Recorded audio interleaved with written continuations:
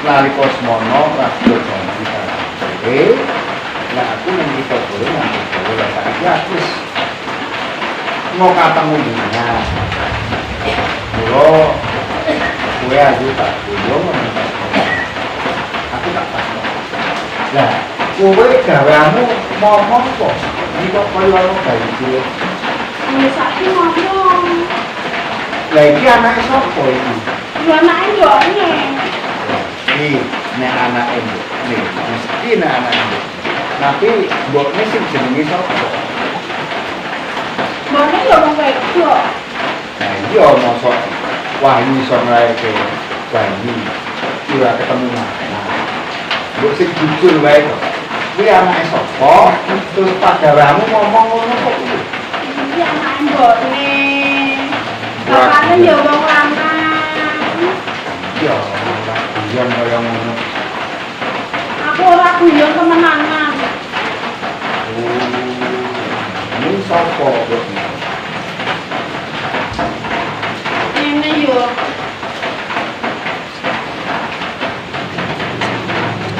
Iya. Ana bapakne. Ya ayo. Kowe saiki tak boyong ono ing datang. Ayo tak moktek. Ora mau. Aku eling marang janji bapak. Ayo tak boyong. Piyai kok wis tumindake curiga. Yo. Indro. Sopo Kowe kowe panjenengan kok karo karo aku? Kowe panjenengan aku kok. Lha yo kowe iki sapa? Aku piyai lho. Tuwa, Wak. Aku Wak. Kakang Wahyu. Heeh, Wak. Kakang Wahyu Bali. Heeh. Aku wis kenale lho. Ayo ceritane ngene. Nalika semono aku nunggu jauh kok. Eling jauh. Aku lunga nyambut gawe, kena tak mulyake marang calon ibu dan terus iki anake sapa? Takon iki anake sapa, Kang? Iya, bener. Kowe nalika lunga nek ya wis kandha Heeh, bener. yen nganti suwene setahun nganti datang ora bali Ateges wis mati. ngomong wis mati. Sebenarnya jeneng nyambut gawe kok ya kudu nganggo wektu. Kok kaya bingung, sejatine iki anake sapa? Ngene Kang, tak ngerti yo Kang. Ya piye. Iki lho karo kondo. Sing jujur lah, sing jujur lah. Iya Kang, iya aku tak kondo karo Kakang. Mula Kakang ngerti yo Kang yo. Sakwise bapak mati, aku ming nang omah kene wong loro. Kak yo Iya. Iya Ojo kan. gawe bingung atiku. Nek mantu lo sing prasaja. iki yo Kang. Jujur wae piye sejatine. Ngene yo kan. Aku tak kondo. Nek yo gede pangampuramu yo kan. Piye. Lah iki ki anakku. Kowe anak-anak karo sapa? Kan. Kowe lali karo janjimu semono nalika kalah. Aku ora lali Kakang. Ananging Kan tak tunggu nganti seprene.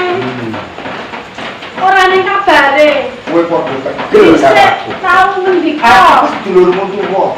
Kowe tegel-tegele karo calon Mbak Ayumu nganti anak-anak sing kaya mengkono. Ngene Kang, aku ora kok loke Kakang tegel nanging sakwise bapak mati aku urip nang omah kene ya mung wong loro. Bapak wis mati. Bapak wis mati. Wis muga-muga ditampa dening Gusti diapura sak kabeh usane Bapak. Iya. Lah aku ki ngantek ngrungokne kiwa tengen tangga ora kepenak.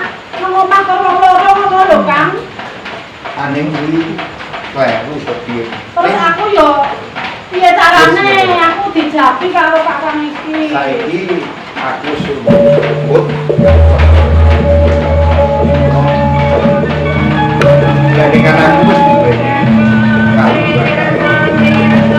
Saiki aku tak yo barengan kita.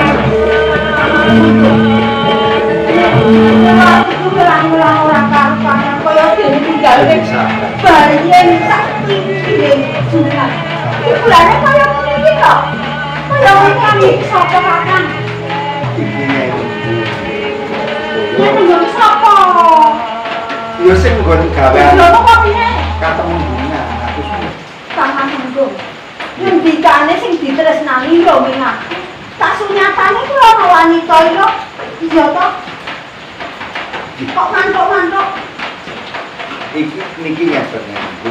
Nalika semanten kula saderengipun bidal pados pedamelan, estunipun kula menika sampun nate janji kalian Maryam menika calon bojo kula saged kula lajeng ndhawuh Maryam nanging yen kula sampun pikantuk pedamelan. Rumiyin Kakang Wahyu menika sampun janjian kalian kula.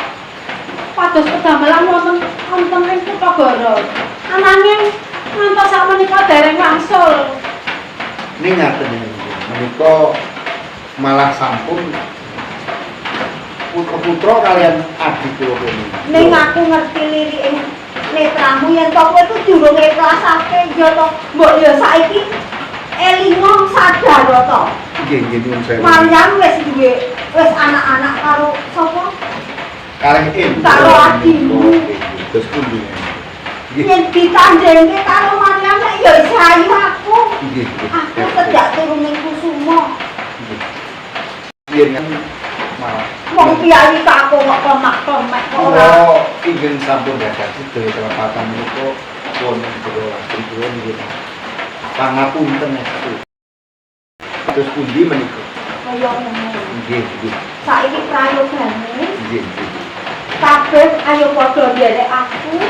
Bukti wibawa ana ing katemundungan. Saestu menika. Ayo. Ijo Maryam. Nggih monggo. Anggo saiki Monggo dherekaken. Matur nuwun nggih monggo.